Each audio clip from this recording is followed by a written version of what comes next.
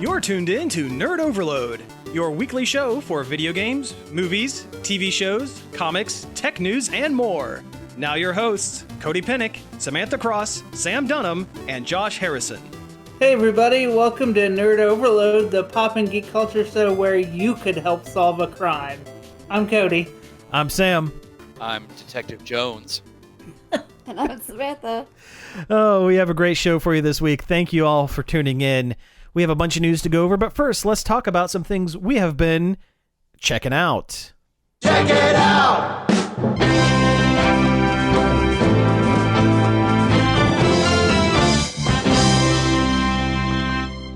Alrighty then. It's always a surprise. Always. You never know when I'm going to press. Yeah. All right, so we have some check'ems. I'll start with mine, if you don't mind. This past week, I watched just a terrible movie. A terrible, horrible movie called Zombie Cop. Because I was feeling in the low budget, no budget even, horror movie mood. I found this randomly on YouTube. It was a great place for quality films. A great place for quality films. Well, you know what? This originally came out. It was on VHS. It was released in 1991, and so not like decrepitly old. Oh no, not decrepitly old, but it was shot on VHS, so it has a very quaint look to it. We'll say it looks like garbage. It looks like absolute garbage from a trash can. But it's interesting because this director, J.R. Bookwalter, he has, he did this under a pseudonym because a lot of his early movies he did under a pseudonym because he didn't want people to know that he was making these garbage films. But he's an Ohio guy. He actually filmed this up in Akron in about 4 or 5 different locations. And hey, 330 represent. That's right. Well, hey, University of Kent was one of the locations that he filmed at least a tiny portion of something at. Apparently, nice. It was in the thank yous at the end credits. But this is the very confused story of a police officer who goes to make a drug bust, only to discover it is a murderous voodoo man who curses him with unending life for no apparent reason, as a prank, I guess. It's a gag. It's a gag, it's yeah. A bit. Kinda. Yeah, I mean they both like shoot each other because this voodoo man has a gun, because why not? Not like voodoo magic or whatever. It's America. Yeah, but they both die at the same time, and they both come back as zombies. The voodoo man, Dr. Death, doesn't have gross zombiness to him, and really, Zombie Cop doesn't either. He just has some really dark eyeliner for the one scene that you see him before they wrap him up with like mummy bandages. He looks more like mummy cop. Yeah, he looks more like Mummy Cop than Zombie Cop. But I'd watch that. Honestly, that'd be a more clever movie. I agree. I agree with you. But it was terrible. It was shot at a budget of about $2,500 total. Acting was poor. It was clear that these were just a bunch of friends kind of filming stuff on weekends, that sort of thing. I will hand it to them. They did shoot at locations. They didn't go to the nature reserve until the final act of the film, because that's a hallmark of really low budget films. Just go film out in the woods somewhere because you don't need a permit for it. They at least there was a drug mart that they filmed in. I'm pretty sure it belonged to the director's family. They had a couple of apartments that I'm pretty sure belonged to the actors. They tried. They failed miserably, but they tried. They had pretty decent squibs for the time. Nice. That was pretty okay. Special effects otherwise was pretty bad. All of the music was done, I believe it was done by the director, and they were 30-second loops on a Casio keyboard that they would just loop over and over for different scenes. But they were like 3 or 4 different Casio keyboard loops.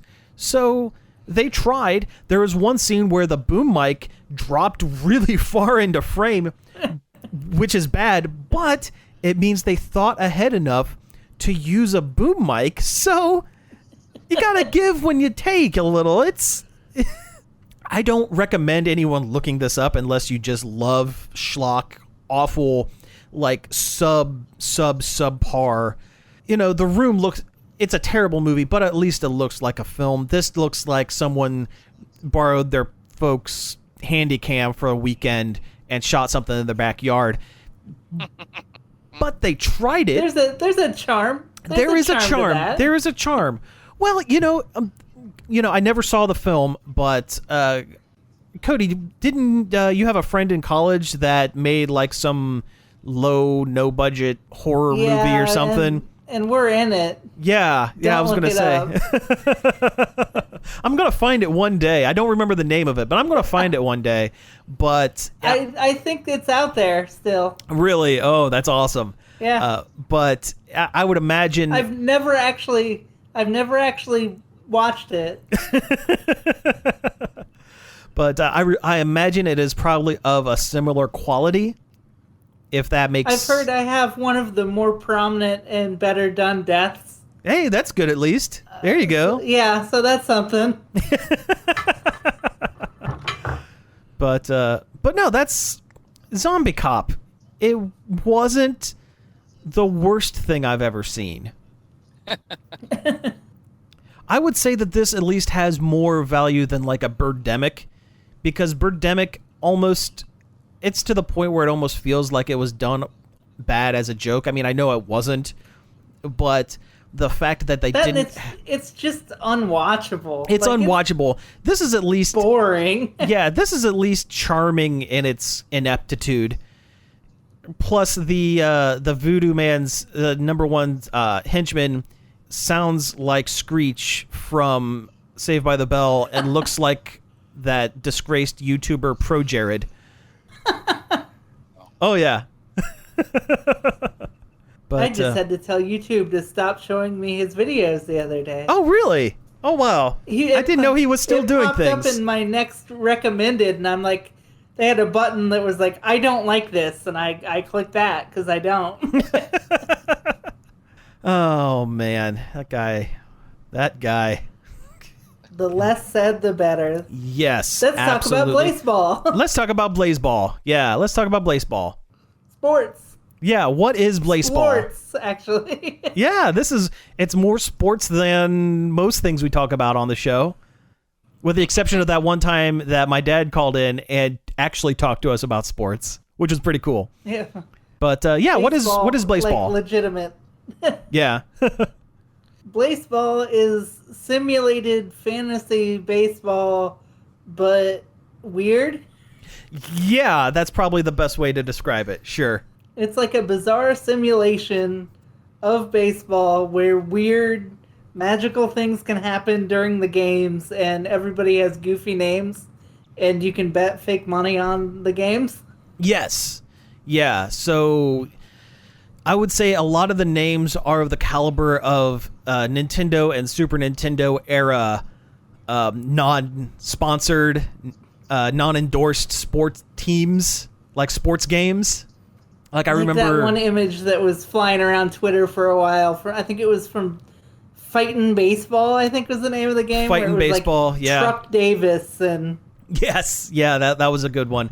I remember playing Ken Griffey Jr. All-Star Baseball on the Super Nintendo, and Ken Griffey was the only... They had the teams, like the licensed teams, but the players weren't right.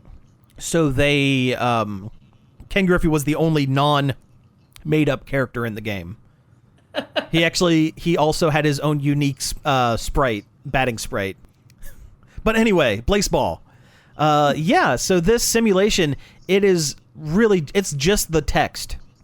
It's just the text of, ball, strike, ball, who's pitching, who's batting, that sort of thing. And each Quack, game, and then you get something like Quack Enjoyable was incinerated. yeah, then they've introduced a lot of paranormal and magical effects to the game. Well, before the show, you were telling me about the weather that is going on this season. It's in season 11, by the way. Yeah, there's a season every week. Yeah, so there's a new game every hour, and by the end of the week, they go into the tournament mode and a World Series on Saturday, basically. And then Sunday is for rest, and then Monday it starts again. Those players got to rest after they've played Blaseball in a black hole. Yeah, like a black hole or Sun 2, which, is it two suns or is it just bigger, better, badder, the sun? It's the second sun. The first one was, I think, sucked into a black hole. Oh, really? Okay. I forget what there's some reason why there's a different sun. Yeah, it's like this game is really hard to explain outside of it is weird baseball, but it's so addicting because everything moves so quickly and you're just reading, and then like you mentioned, there is a betting aspect to it. Now the thing that I love most about Blaseball is there is no actual money dollars exchanged in this. It is purely fictional, and you bet coins if your favorite team wins or loses. And then you can use those coins to buy things that like can get you more coins or affect the rules of the game. Right, yeah. You can use your coins to vote on things that affect like the entire sport. Yeah, you can change. Yeah, it's wild. It's absolutely wild what's going on with this thing. The Sun 2 first appeared during the Season 10 internet series between the Baltimore Crabs and the Charleston Shoe Thieves. During Game 3, the Crabs hit 10 runs, and the game log then reported, the Crabs accumulate 10, the sun collapses, the moon is swallowed, the black hole forms, Sun 2 rises. Oh, jeez. So that's the story behind Sun 2.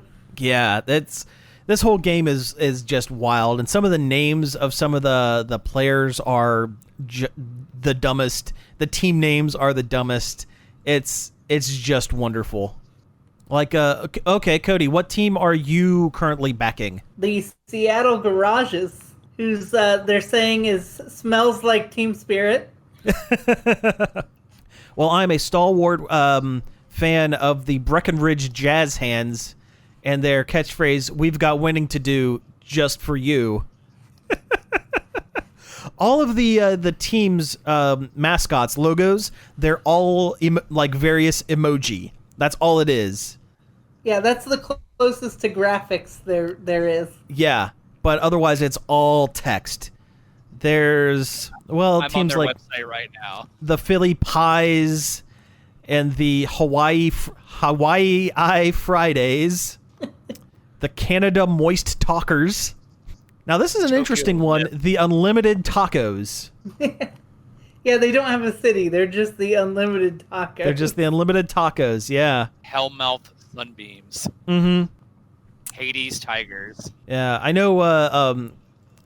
Former guest of the show, Jordan Taylor, her team, the Charleston Shoe Thieves, are really, really heating up is that the mild division? Because just like sports, just like baseball, it goes into the mild and the wild divisions instead of the AL and the NL. They're in mild low. Mild low, okay. This is so dumb. Which the garages are at the top of the mild high. Wow, all right. Yeah, the Jazz Hands are right in the center of the wild high subdivision of Blaseball. It looks like the Shoe Thieves and the garages are playing right now as we speak. I believe they are. Let me see who's the Shoe Thieves are up 6-0. Yeah, the Currently. garages are getting stomped. Yeah, the garage is getting stomped by those shoe thieves. I'll hit the ball, Sparks Beans. I get 5 coins if she hits the ball. So anyway, this is just a fun little time waster of a thing. It's at blaseball.com. It's baseball with an L after the first B. The developers came up with it just as a way to kind of pass the time during COVID. So it's in season 11, so it's been around for a couple of months. And the fan community is insane. That's what's really kind of taken off. I would compare it a lot to the Welcome to Night Vale fandom, kind of taking little things that have been mentioned here and there, and people have expanded upon it, like made trading cards and elaborate backstories for favorite players and that sort of thing. It is kind of like if they played baseball in Night Vale, it would be Blaseball. It would be, yeah. But no, this whole kind of phenomenon is it's interesting. It's cool to watch all this stuff. Yeah. People go nuts over this stuff. Actually, like canonize some of the fan stuff on occasion. Oh yeah. There's a really good video by People Make Games on YouTube. If you're interested, that explains it very, very well. Oh yeah. That's the one that you shared to all of us, right? Yeah. Yeah. Okay. Yeah. It has the guy very from Sit Down, Shut Up in it. Mm-hmm. Yeah. That was a really good video. But yeah, Blaseball. He spends the entire video in like a bedazzled Dodgers uniform. He does. Yeah. Which is fitting. Now we're gonna have to do Blaseball updates every week. Every week we're gonna have to do a Blaseball update. That's right. Yeah. Well, hey Josh, have you been checking anything out this week? Yeah, I guess. So, despite having never really done it, Nicole started watching Seinfeld. Oh, all right. So I have sat through a few episodes of Seinfeld. Are you the master of your domain? I'm not sure if I get that reference. That's too bad. Like, the episodes I've seen so far was when George gets the busboy fired from the restaurant. I Okay. don't remember that. He goes to the busboy's house, and then Kramer goes with him. Then Kramer left the apartment door open, and the busboy's cat got out. And then, Yeah, this sounds like a very Seinfeld thing that is happening. And then the busboy comes looking for George at their apartment, and he's freaking out, thinking the busboy's going to beat him up for getting him fired. But then the busboy finds out the restaurant caught on fire and 5 people died in his section or whatever, including the busboy that replaced him. Oh, jeez. Yeah, so there's that. I watched an episode where Jerry has to watch some dude's dog because he got sick on an airplane or something. I don't remember any of these. The dog's name was Farfel, and it had like the most fake dog barking background sound ever. Like it sounded like a crew member off set just making him bark sounds himself. Oh, that's great. Are these early series, or are they kind of? I think so. Okay. Because Newman's not even a part of it yet.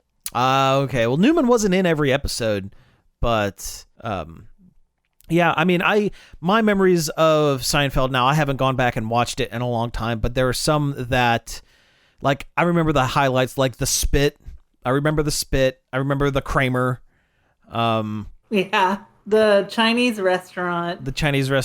Yeah. The one where they get lost in the parking garage. Wait, was the Chinese restaurant one where they were wanting a seat? They're trying to go watch a movie. Yeah, and the whole episode is just in the waiting room.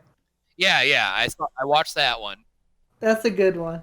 I watched the one where they got lost in the parking garage, and then some girl picks up George, and she's like into him for like a second, but then she kicks him out of the car or something because he made some comment about Scientology, and she was a Scientologist. The boy in the bubble one is really good. Oh, the one where they find out Kramer's first name. That was I remember that being a big deal. Like Cosmo. Yeah, that's a really late episode. It is. Yeah, it's relatively late. Yeah.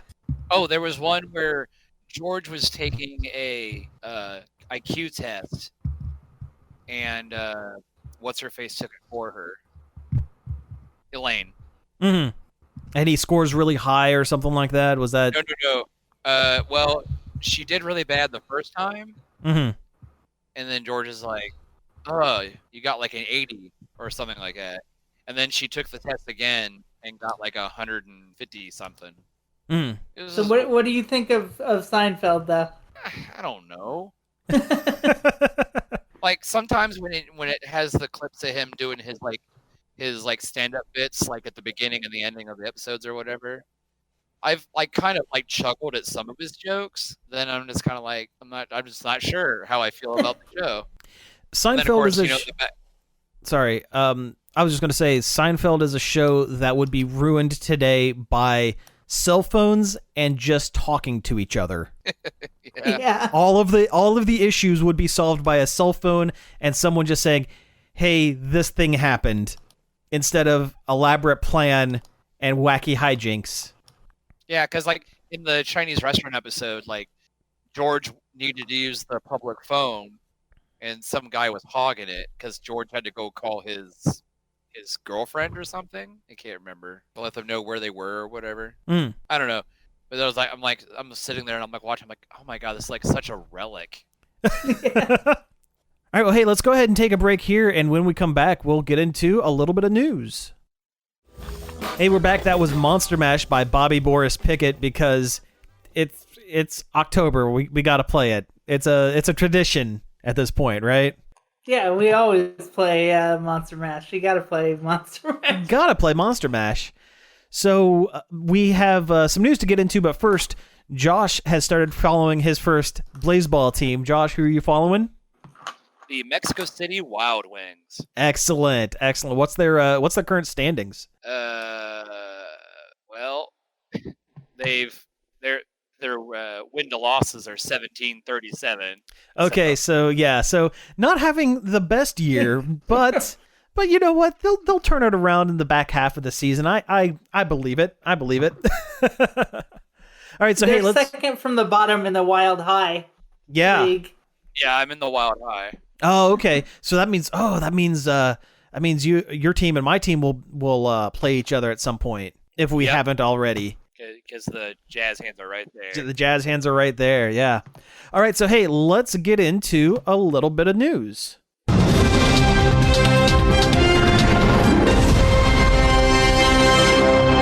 Come on, Cranky, take it to the fridge. Let's take this news to the fridge, guys. All right, so let's just go from the top of our list. First up, it looks like there's going to be a Willow TV series for Disney Plus. Is that correct? Yes, that is correct. Good news. All right, moving on. No. Yes, that's good. no, go ahead. Yeah, I think there's no reason why not go back to the Willow well. Oh, sure, absolutely. I think a lot of streaming services are still trying to capture that Game of Thrones type hole that was left when that show went off the air, and Willow has just enough nostalgia points and just enough fantasy points that I think it could work for them. I really do. And Warwick Davis is coming back. That was my next question. So yeah, I hadn't read the news article on this one. I didn't know if Warwick Davis was coming back. Is Mad Mardigan? Val Kilmer. Val Kilmer. Is Val Kilmer coming back? Is the question. It doesn't say.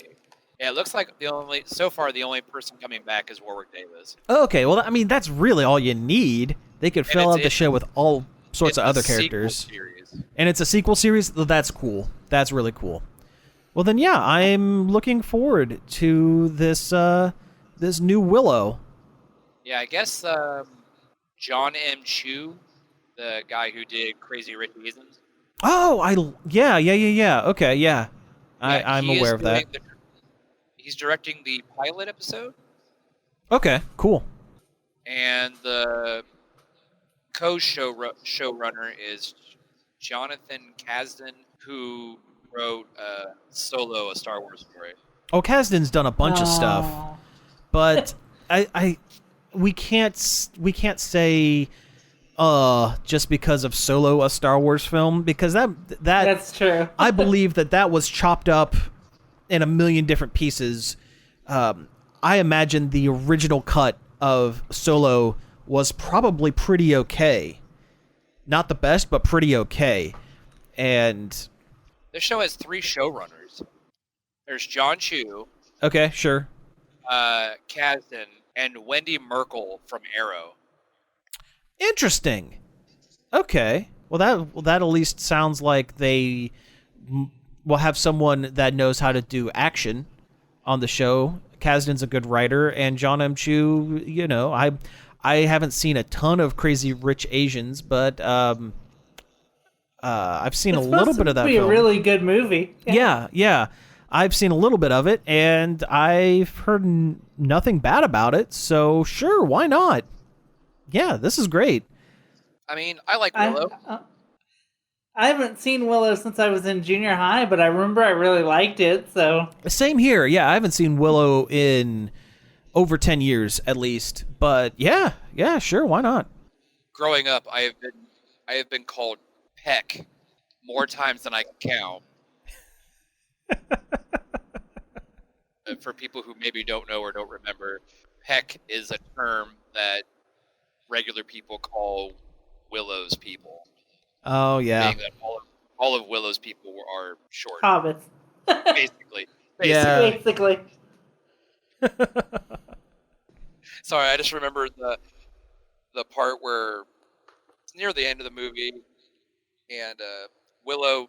Oh, one of the big things about Willow is he wants to be a magician or a wizard or whatever, and they meet up with this other like good sorceress or whatever, and while Willow's doing magic, he's doing it really bad, and he accidentally turns the good sorceress into a goat, and she's just like. And she's just talking. She's like, "Willow, you idiot!" Yeah, I remember that. That was Man, that's a good movie. I haven't watched that in a long time. Yeah. Well, now you have an excuse to go watch some more Willow, so you can get caught up in time for the sequel series. Yeah, that sounds about right. Yeah. Though, as much as I like The Dark Crystal, I haven't really gone back and watched beyond like the first episode. Oh, really? Of Well, they Age of canceled it Resistance? anyway. Yeah. I mean, you're gonna have plenty of know. time. It's not like an ongoing show at this point. They're kind of done. Yeah. All right. Well, hey, speaking of streaming apps and watching things on them, there's no Great Pumpkin Charlie Brown this year on regular television because it is exclusive to Apple TV this season. Apple's got the rights to those peanuts. Yeah, and there's something about it that doesn't feel right. Yeah, I feel like that's like a monopoly on like holiday fun. Well, maybe not that so much. Yeah, a little bit of that, but also it seems like it is incongruous with the original intent of Charles Schultz's creations. Like, he wanted people to enjoy his stuff, and by taking it off of regular television and putting it behind a paywall just doesn't feel right. They are letting you watch it for free during some time period. I forget what it is. It was actually fairly generous amount of time. Oh, well, that's good at least. That's better than nothing, I suppose. But still, it just doesn't feel right. Although I guess it makes sense that there's less and less people who have cable, so they would have to do something to get it onto a streaming service. But why My can't opinion on it is buy a DVD, boomer. Pew pew pew pew. They could at least put it on Hulu. Yeah. Now the But question, Apple owns it, not Disney. yeah, yep. Now the question is, what will they do with Charlie Brown Christmas? I think they already said they're going to do the same thing. Going to do the same thing? Darn it! Yeah. I mean, yeah. I think I have a DVD of it somewhere, but still, that's a bummer. That's kind of a bummer. Yeah, I mean, it is, and it is a holiday classic, but, like, also, do kids these days even know who the Peanuts are? No, and that makes me sad. Actually, like, the way those are paced, I have a hard time thinking a kid would sit through it and enjoy it. Yeah. It doesn't move quite as quickly as anything contemporary. It's Fortnite. Fortnite. Yeah, if they wanted to, if they want kids to know what Charlie Brown is, they'll put a Fortnite. Charlie Brown in Fortnite. Put a Charlie Brown skin in Fortnite. Have Charlie Brown do the Fortnite dance. Oh You could god, do I the hate Charlie Brown.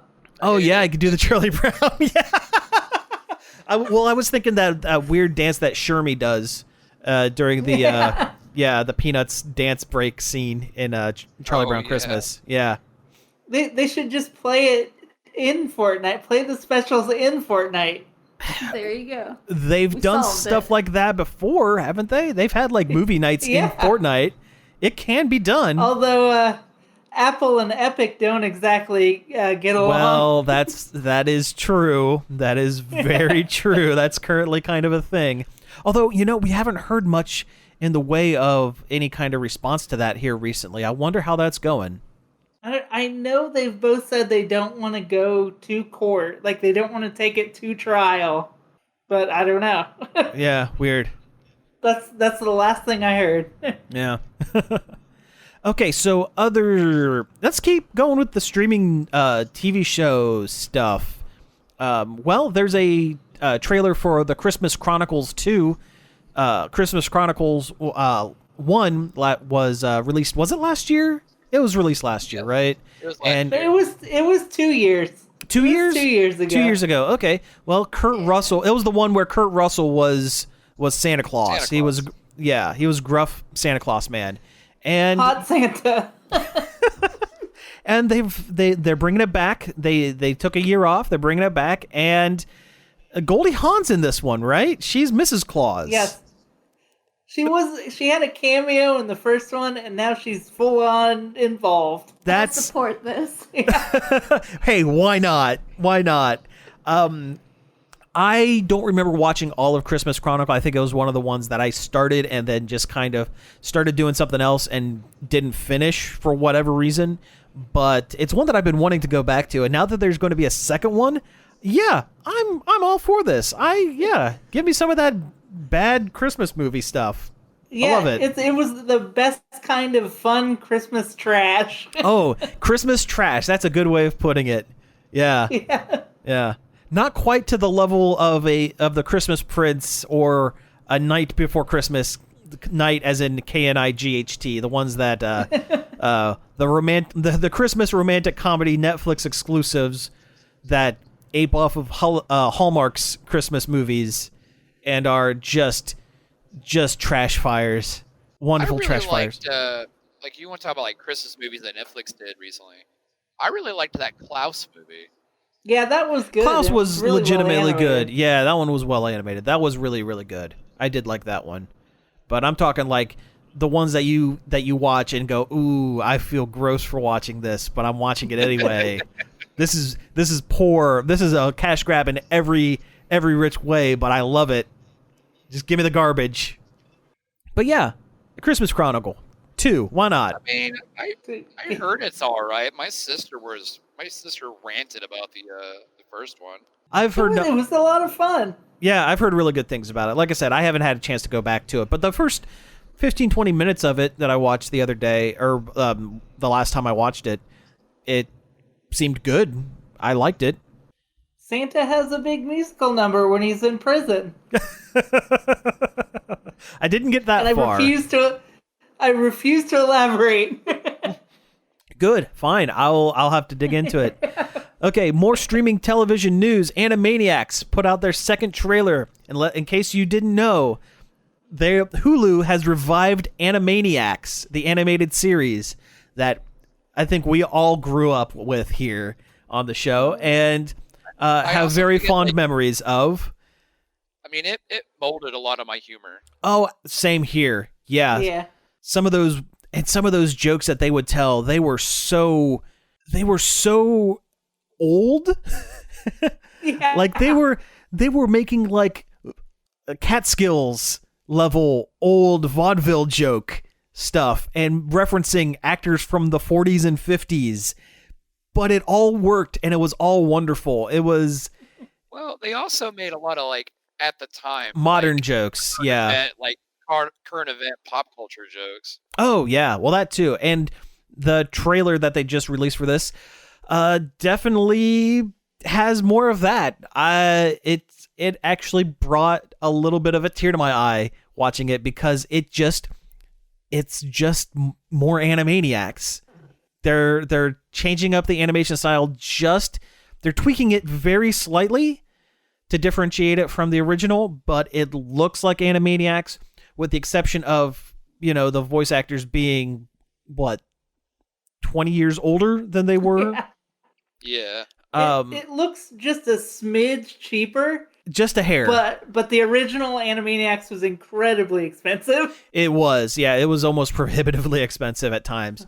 But yeah, I mean the voice acting they sound pretty as well. They got all three of the original actors back, and they sound as close as they're going to get with the actors being 20 years older than they were when they originated the role. Like Dot doesn't sound 100%, Yakko doesn't sound 100%, but it's very, very, very close, and that's good. I thought the second trailer was a lot better than the first one. Oh, I agree. The first one was parodying a movie that is as old as Animaniacs. Yeah. Which seemed weird. But the parody worked. Yeah, it was fun. It was a lot of fun. It was really funny. It was a lot of fun. And the Jurassic Park. Yeah, that was great. That was a really good one. But no, they're bringing back Pinky and the Brain in this, and that's fantastic. It makes me wonder if they'll bring back. Yeah. I was gonna say, I wonder if they're gonna bring back the other side characters, like Mindy and Buttons. Mindy and Buttons, sure. Minerva, Mink. No, they're not going to bring back. She went to prison. She went to, yeah. Well, listen, if there was ever a time for Minerva Mink to come back, 2020 is it. Let's face it. I think as a culture, we're ready for Minerva Mink. We weren't ready 20 years ago. I think you're right. I think we're ready now. Fly better now. Yeah. But Slappy Squirrel and the Good Feathers. Like, what kid is going to get a Goodfellas joke about pigeons? But it's going to be there. True. I just hope they don't bring back the one that sings the singing dog and cat. Rita and Runt. Rita and Runt. I never liked Rita and Runt. Rita and Runt. Sings show tunes, and Runt is like a Rain Man parody, I guess. Yeah, that's kind of it. But no, give me good idea, bad idea. I hope they bring back the Wheel of Morality. Like, just everything. You think they'll do where Yakko sings like some song about something? Oh, absolutely. Teach us about all the countries of the world. Oh, you can't get Rob Paulson to not sing that song. At every con he goes to, that is like he's memorized, and he has an updated version of Countries of the World that he does at cons now with the new countries and country name changes and that sort of thing. I think it's fresh as of a couple years ago. It's on the internet. It's like there's con footage, like plenty of con footage on YouTube of it. But I guarantee he is going to do his updated version of Countries of the World. It's but no, I'm so excited for this. I can't wait for more Animaniacs. And it's on Hulu, which is great. It's easily accessible. It's weird that the Warner Brothers and their sister are on a Disney platform, but Well, was this decided before? Well, no, I guess Hulu was always a Disney thing, wasn't it? no, it was. I think Fox owned a large portion of it. Okay, well, that would explain part of it then, because Yeah. even though it's a Warner Brothers thing, Animaniacs was on Fox afternoons, wasn't it? Yeah. Yeah, so they have at least some stake in it. Well, I think they were on the WB there for a while. They were too. also, well, yeah, they Yeah. were on the WB. Speaking of things that were on the WB, so do you guys remember Static Shock? Oh, No. yeah. Okay, so for folks who don't remember, Static Shock was it was originally a comic book. It was turned into a animated series that was kind of grandfathered into the Batman the Animated Series universe, Yeah, the Bruce like Timm-averse. retroactively. But it was based on a character from Milestone Comics. Milestone Comics was a subsect of DC Comics where a lot of original characters were created that were minority-led. A lot of African-American characters, a lot of Asian characters, various non-white superheroes in this imprint for DC Comics. It was run by a guy named Dwayne McDuffie. Static Shock, the animated series, he's a lot like if Spider-Man were had electric powers instead of spider powers. He's very quippy. He's a teen hero that had to balance going to school while also dealing with superhero stuff, while also dealing with like inner city gang type stuff, because the comic and to a lesser extent the show was very what's the word I'm thinking of? It was very conscious of Yes. real world kind of issues. And Michael B. Jordan, the actor, is involved with a revival of Static Shock in movie form in some capacity. I don't know. He's like producing it, right? At the very least. Yes, I think. Yeah, because I think he might be too old to play the character as written unless they age up the character.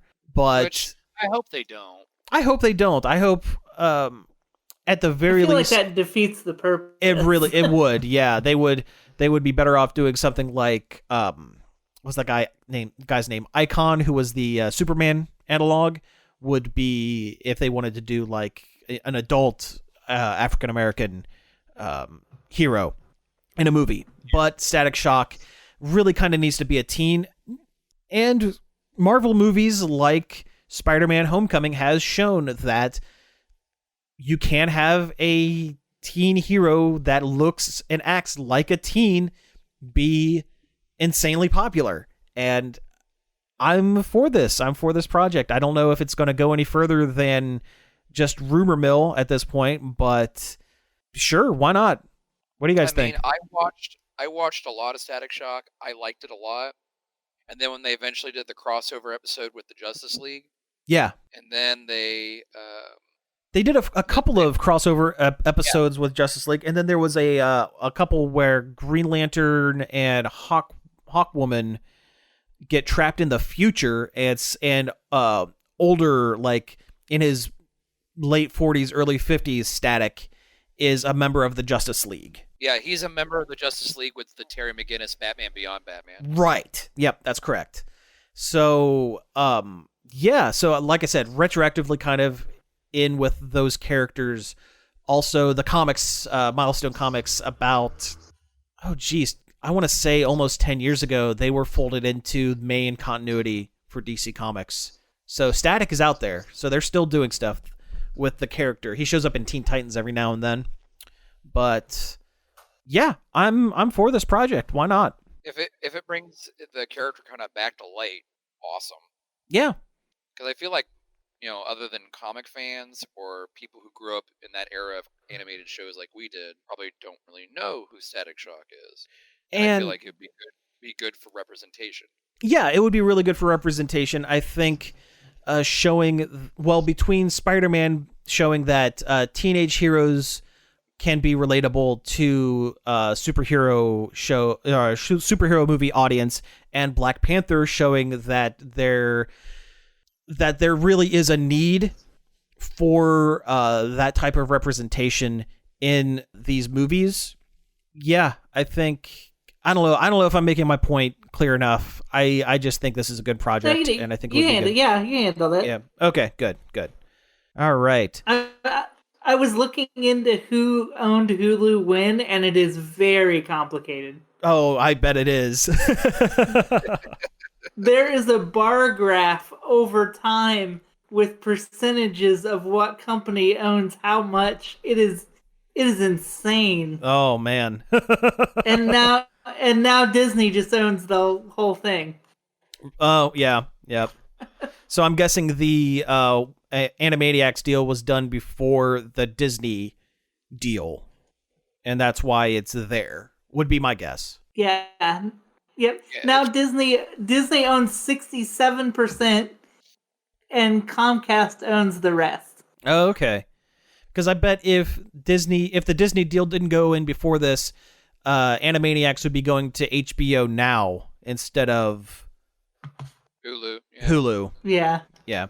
Unless they thought maybe it would be, I don't know, more accessible on Hulu than HBO. Yes and no, but HBO they've been putting a lot of stuff on there. I'm never going to buy it because I don't watch enough TV to justify having a million different subscription to things, but they've added some stuff like the new Doom Patrol's over there, Harley Quinn's over there. We have HBO Max, and we use it all the time. There's a lot of good stuff on there. Yeah. I tell you, if I were to add one more like paid subscription service, it would be HBO Max, probably. Well, I know they have the new Adventure Time show. Oh yeah. Rick and Morty stuff's going over there. Mm. I mean, they just kind of scooped in and just grabbed a bunch of stuff. Yeah. They got Lovecraft Country is really good, and it's on their day and date with HBO. All the Craig of the Creek you could ever want. Oh yeah. Hey, Craig of the Creek, good show. Yeah. It is. It's a great show. All right, hey, we are getting really close to time, but I want to hit a couple more really quick things. AOC, the politician, Alexandria Ocasio-Cortez? Ocasio-Cortez, yeah. She set up a Twitch account and streamed with a bunch of YouTubers and Twitch streamers the other night to help promote going out and voting. She played Among Us. She was terrible at it because she's a terrible liar, which I guess is good, for being a politician, I suppose. And I watched the stream I watched it for over an hour because I was interested in seeing how it went. It had a very rocky start, but it was fun. It was kind of cool, and it was kind of interesting to see someone from kind of the political realm kind of let down the facade a little bit and be relatable, and it was interesting. It was kind of an interesting experiment. I don't know if she's going to be planning on doing more of this kind of stuff. I know she plays a lot of video games. Like, she's big into League of Legends, I believe. Yeah, she's talked about that before. Animal Crossing, yeah, that was another big one. But yeah, it's kind of, it's interesting and weird. I'm not 100% sure how I feel about it, but it's a cool first step, I guess. It's cool to see somebody in politics making themselves that accessible. Yeah. Like, usually when you see like a town hall thing, they're so controlled. Oh yeah. It makes me like, they know what to be, and they only let certain people in, like Ken Bone. I wish they wouldn't, but anyway, but yeah, it just kind of makes me wonder where the future of politics will go. Will we see a gamer president or a gamer high political office sometime in our lifetime? Will we see a town hall or a debate broadcast over Twitch, fielding questions from Fortnite. inside Fortnite? It would get a lot of eyes would get on it. It would be an interesting gimmick. Yeah. I've seen a lot of websites say, this is the future of politics, and I can't say they're wrong. Like, seems very possible. Yeah, it seems very, very possible. Okay, so a couple other things. Fast and the Furious is going to be ending after 2 more movies and also 2 more spinoffs. So 4 more movies totaling, 11 mainline and up to 15, including the spinoffs. So, no, 16, because there was one movie that was retroactively added into it because one of the characters, Hawn, is from another movie that Justin Lin directed before getting into the Fast and the Furious movies. But yeah, so 16 movies, that's more than a Star Wars, right? Yeah. Yeah. They had a good run. They had a good run. It's no MCU, but it's close. It's close. They're just gonna reboot it and start it over. Oh yeah, right after this. They'll reboot it and do it all over again. Yeah. I mean, all right. It's all about family. It's all about family. It is. Yeah. And last thing I want to mention, and only because you guys aren't physically in the studio with me, so you can't flip on and off the light. So I have the Power Rangers. Oh, no. That is. Yeah. You have the muscles. I have the muscles and the power to talk about this. There's not a whole lot of news with this. Hasbro announced that concurrent with the mainline Power Rangers continuity, which is in Beast Morphers, I think is what the newest season is. Admittedly haven't watched a whole lot of it. It looks kind of interesting, but along with that is definitely more on the kiddie side of things. Like, it's a young under 10 show. They are going to be doing a series of movies and a television series or streaming series that is for late teens and adults, so slightly upping the age range. And it is being helmed by a guy named Jonathan Entwistle, who has done a couple of different streaming shows. Notably, I Am Not Okay With This and End of the Effing World, which is something that I believe we talked about on the show a while back. I'm Not Okay With This is pretty good. Yeah. And then they canceled it. Yeah. But no, he's going to be directing a film and then show running a tie-in series based in the Power Rangers universe. So I'm guessing it's going to be all original film stuff. I'm guessing that's probably also going to draw heavily from the comics, unless they're doing something completely original. If they're going to pull from anything, they're going to pull from the comics, because the comics kind of already skew more towards the more adult, not really adult, but more tonally serious, and also modernized the original Mighty Morphin team, because they always seem to want to go back to that well. Yeah. But no, interesting stuff. I think that Hasbro has the right idea by splitting things into a more child version of the series that will be ongoing, and a more adult version, not really adult, but you know what I mean, kind of more grown up version of the series for the older fans. That way they don't have to keep trying to straddle the line between, fans are saying that it's too kiddie, but then the kids don't buy the toys because it's more too adult and stuff like that, and back and forth. Splitting it is probably the best way that they can do things, and I'm interested in seeing where they go with it. Well, most of the Power Ranger toys that have been coming out have been adult collector style. The Lightning collection is a lot of the adult collector, but they still put out the cheaper figs for kids. They still put out the Zords for kids. But yeah, I will say, and the playable weaponry for kids, like Nerf guns and swords and stuff.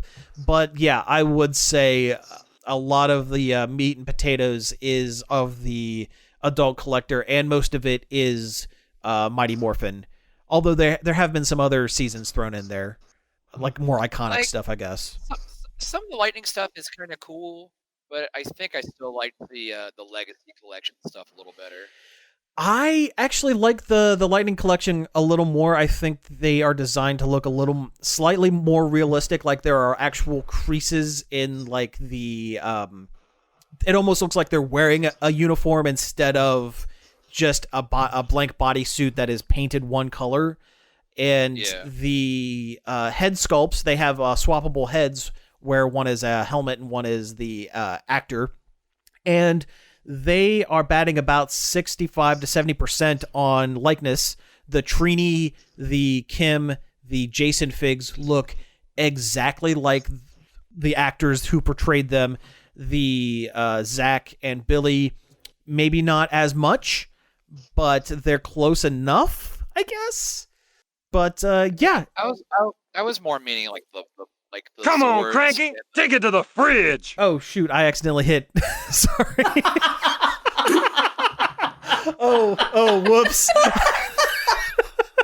I think that's a sign. I think that's a sign that I hit the Power Rangers button on myself apparently.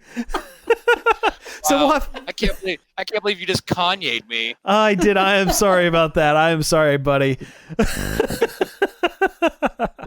Well, I'll tell you what. Finish your thought, and then we'll wrap it up. I was talking about more like the Zord collectibles and the prop collectibles. Oh yeah, no, I would never spend that kind of money on those things. No, not what they're asking. Never in a million years. No, I meant like in comparison between like the Lightning collection and the Legacy collection. Oh yeah, okay, sure. No, I definitely see what you mean. But no, I wouldn't buy either one because they're like a couple $100, and that's never gonna happen. I mean now. No, yeah. But like I've seen some like the Lightning props, and they're not bad. They're not bad. Like, they're they not got bad. good displays and stuff, Mhm. but there's still a lot of plastic in those. Yeah. Versus the Legacy collection stuff was all like die cast. Yeah. All right. That's just my thought on it. Yeah. Come on, Cranky, take it to the fridge. All right, man. so okay, I guess we've hit time, so let's go ahead and wrap things up. You've been listening to Nerd Overload. Thank you very much for tuning in. You can find us each and every day over at nerdoverload.com. You can find us on Facebook, Twitter, Twitch, and Instagram at Nerd Overload Now. You can email us at staff@nerdoverload.com. You can give us a call on the Nerd Overload hotline and leave us a voicemail at 586-372-8020. Tell us your favorite Animaniacs side character. You can also find all of our back episodes on various podcast apps such as Apple Podcasts, Spotify, Stitcher, and more. I'd like to thank David Pencil for the use of our intro and outro. You can find more of his stuff over at davidpencil.com. And yeah, I believe that's it. So again, thank you all for tuning in, and we will be back next week. Pizza out.